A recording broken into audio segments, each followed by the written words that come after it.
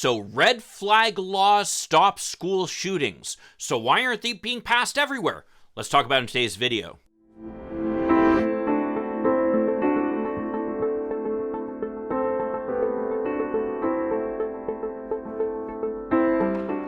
Hi, I'm Mike Greiner. I'm a lifelong Democratic activist who's concerned about the direction our country is taking. I'm also a lawyer and an academic, and I'm here to help you stand up to the BS of the MAGA crowd. So I'm well aware of the Second Amendment and how difficult it makes it for us to pass some kind of gun control legislation. I mean, the amendment itself is very open-ended and makes it clear that Americans have a right to bear arms, and if we don't like it, we'd literally have to change the Constitution. That being said, there are limits to every right. I mean, just think of that old famous saying about someone yelling fire in a crowded theater. That's not protected by the First Amendment, the protection of freedom of speech. Similarly, although people might have a right to bear arms, they do not have a right to go in and shoot up a schoolhouse. So if the government can show that there's a close link between a certain kind of law that may somehow step on the rights protected by the Second Amendment, but yet that law also addresses a serious concern that is essential to the health, safety, and welfare of society as a whole, then courts will actually allow such laws to go into effect.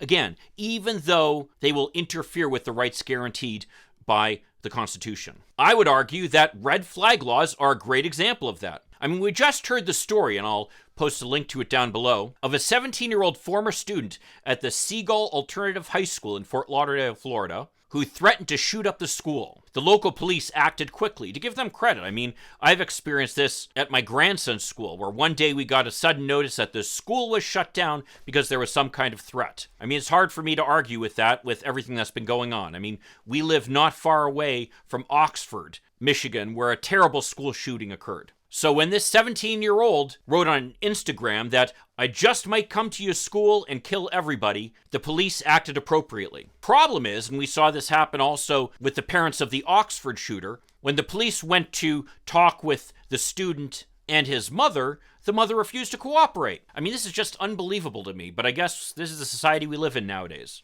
In Oxford, by the way, the parents justifiably are facing charges for their role enabling their son to go and shoot up the school. But that's small comfort to the parents who lost kids. So just because this mother might have been held accountable doesn't mean that we should just let it go by. Unfortunately, the police in Fort Lauderdale didn't. What they did is they put together an affidavit and took it to a judge, arguing that they had enough evidence to fear for people's safety if this student had access to guns. Because Florida has a red flag law passed in the wake of the Parkland shooting, the judge authorized this, and the police were able to go in and seize any weapons. Now, the NRA and the other gun people argue that these laws aren't very effective, but the point is, a shooting didn't happen because of the action that was taken here. And that's what's hard to quantify, is it's hard to say, because something didn't happen, it's because the law was in effect. It's only when something does happen that we can say, because there was no law, that this law might have done something. But in the case where nothing happens, they can just say, they're not effective because nothing happened. But in this case, nothing happening is what we want. And in fact, research has shown that for every 10 times guns are taken away from someone who's unstable, at least one life is saved. And to me, that's certainly worth a little bit of infringement on the Second Amendment. I mean, here we are, still in January, and look at all these shootings, mass shootings we've already had in the United States. I mean, this is ridiculous. This has to stop. And at a certain point, society does have an interest that could result in some limitation on the rights granted in the Constitution. So why haven't we passed more of these laws? 19 states have, but most, including my own here in Michigan, have not. Well, I would argue that we received another example of why the Republicans are so opposed to gun laws just the other day in New Mexico. It turns out that a Republican candidate for office who lost by 2-1, and is refusing to accept the fact that he lost, decides to take his weapons and start shooting at the homes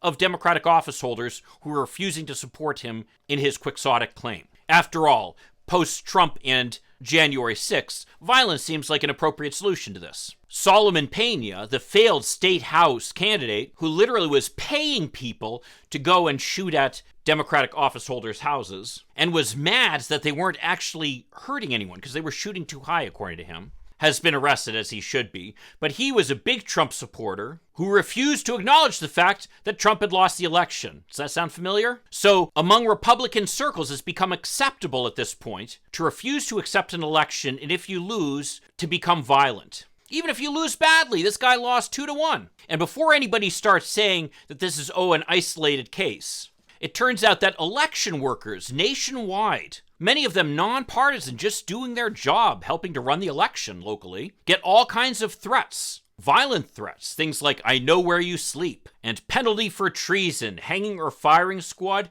you can pick one." This is not normal discourse in a democracy. Part of the way democracy works is everybody's supposed to respect the process, and when you lose, you hand over power to the other party.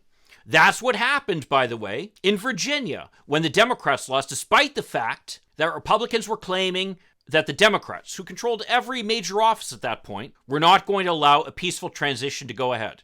That's not what happened, because Democrats don't behave that way. This is, unfortunately, a Republican problem. And it's why, fundamentally, Republicans don't want to have any kind of limitation on the right to bear arms, because they know ultimately that if they have those weapons, that puts them in a position to be able to threaten, intimidate, and ultimately attack office holders who don't give them their way, even if it's not the way that the people voted.